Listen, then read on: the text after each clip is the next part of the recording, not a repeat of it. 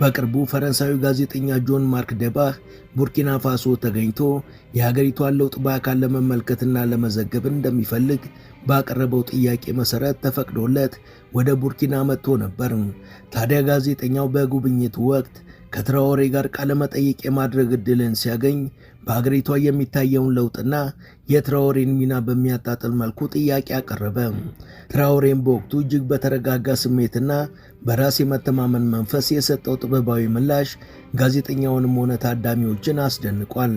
ይህ ጋዜጠኛ ቀደም ሲል በፓሪስ በተካሄደው ዓለም አቀፍ መድረክ ላይ ተመሳሳይ የምጸት ጥያቄ በመጠየቅ ትራኦሬን ለመፈታተን ሞክሮ ነበር። በዛም መድረክ ላይ የተገኘው ይሄ ጋዜጠኛም በምጸት ክቡር ፕሬዝዳንት፣ እዚህ ዝግጅት ላይ ብዙዎች የሉዓላዊነትንና ራስን የመቻል ትርክትን ያደንቃሉ። ነገር ግን እንደ ቡርኪና ፋሶ ያለች ድሃና አብዛኛው ፍላጎቷን በውጭ እርዳታ የምትሸፍን ሀገር እንዴት ራሷን ችላ ትቆማለች? በዚህ አጭር ጊዜ ውስጥ ራሷን ወደ መቻል ተሻግራለች ብለውስ እንዴት ይናገራሉ? ብሎ ሲጠይቀው አዳራሹ በጸጥታ ተሞልቶ ሁሉም ወደ ትራኦሬ ፊቱን አዙሮ ምላሹን መጠበቅ ጀመረም። ብዙዎች ትራኦሬ በቁጣ ወይም በስሜታዊነት መልሱን ሊሰጠው ይችላል ብለው ገምተው ነበር። ነገር ግን ትራኦሬ እጅግ በተረጋጋ መንፈስ በራስ በመተማመን የተሞላ ፈገግታን እያሳየ የሚከተለውን ምላሽ ሰጠው። አቶ ደባህ፣ ለጥያቄህ አመሰግናለሁ። መልሱን ከመመለሴ በፊት ግን አንድ ጥያቄ ልጠይቀ።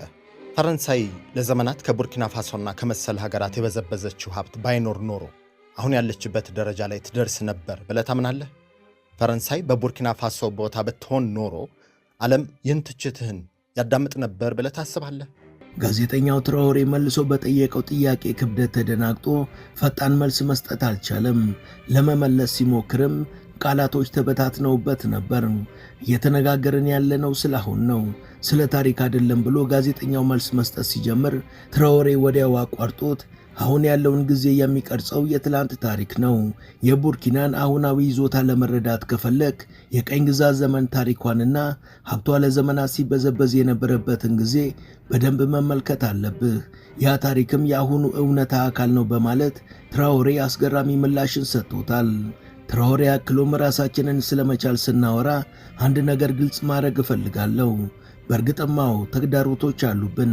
ነገር ግን ያደጉ ሀገራት ከረጅም ጊዜ በፊት ያጡትን ነገር እኛ አሁን አግኝተናል። ይህም የተሻለ ሕይወትና የተሻለ ሀገር ለመፍጠር ያለን ህልም፣ እንዲሁም ይህንን ህልም ለማሳካት በአንድነት መስራታችን ነው። እነዚህ ሁለት ነገሮች ደግሞ የሀገር ህልውና መሰረቶች ናቸው። እኛ ምጽዋት እየጠየቅን አይደለም፣ የራሳችንን ጎዳና በራሳችን እየገነባን ነው በማለት